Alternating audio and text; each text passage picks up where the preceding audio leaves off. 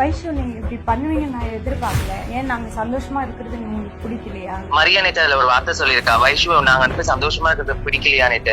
வாழ்க்கையை விட்டு கொடுத்திருக்கேன். நான் விட்டு கொடுத்த வாழ்க்கையை நான் திருப்பி கேட்கல. என் கூட பழகுங்க பழைய மாதிரி தான் கேட்கிறேன், அவ்வளவுதான். போய் பேச. நீ ஏதாவது கல்யாணம் பண்ணி வச்சியா? நான் கல்யாணம் பண்ணி வச்சேன்னு யார்கிட்டயுமே சொல்லல. நீ பிரேம்ல சொல்லியிருக்க கல்யாணம் பண்ணேன்ட்டு. கல்யாணம் பண்ணேன்னு சொல்லல.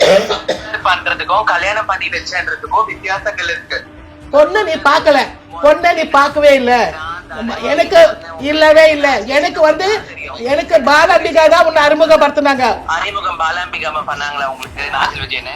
ஆமா, ஃபங்க்ஷனுக்கு உங்களை யாரை கூப்பிட்டா? அவங்க பாலாம்பிகா கூப்பிட்டாங்க. நான் நடிகர் சங்கத்துல இருந்து அப்பதான் பாலாம்பிகா கூப்பிட்டாங்க. போய் பேசாத வயசு.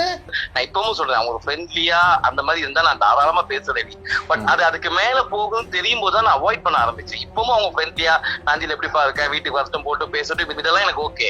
பட் அதை தாண்டி அவங்க ஒரு லெவலுக்கு மேல, ஏன்னா எனக்குன்னு ஃபேமிலி ஆயிடுச்சு, குழந்தை இருக்கு, ஒய்ஃப் இருக்காங்க, ஃபேமிலியில தப்பா மிஸ்பிஹேவா பேசும்போது பழகும்போது நைட் ஆனா அடிக்கடி போன் பண்ணி எங்கடா இருக்க, என்னடா பண்ற, அப்புறம் சாப்பிட்டியா, ரொம்ப ஓவர் கேரிங்கா இருக்கும்போது எனக்கு கஷ்டமா இருக்கும். பட் நான் புரிஞ்சுக்கிறப்போ அவங்க ஒரு அன்புக்காக எங்கிற கேரக்டர் எனக்கு நல்லாவே தெரியுது. பட் இது நான் எப்படி மேனேஜ் பண்ண முடியும், நீங்களே சொல்லுங்களேன்.